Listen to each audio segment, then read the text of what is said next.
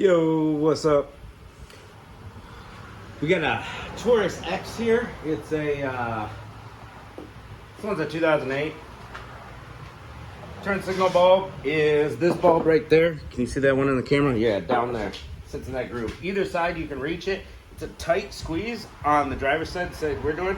But you can reach your arm down in there, spin counterclockwise, and pull the bulb out.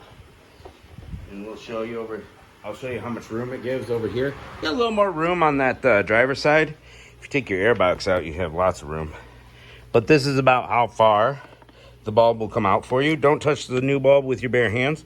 So this guy is just gonna unclip out of there. Easy. You see the two little clips on the side? Right there and right there. I need two hands for that. Let's get that bulb out. I got that bulb out of there.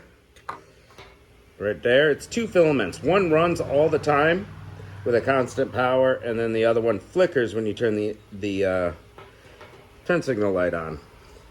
Flickers with power. All right, we happen to have a spare 3457A. A means amber.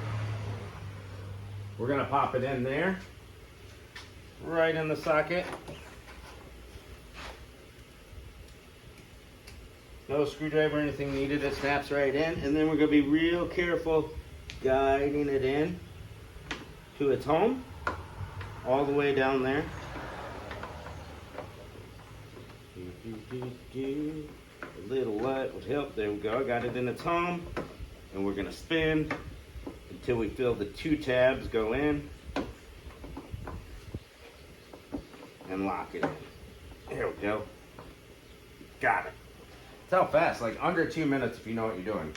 What I did to make sure it wasn't an electrical problem and it was the bulb, because the bulbs still look good, sometimes they do, you can switch them, or you can just put a tester on it and test.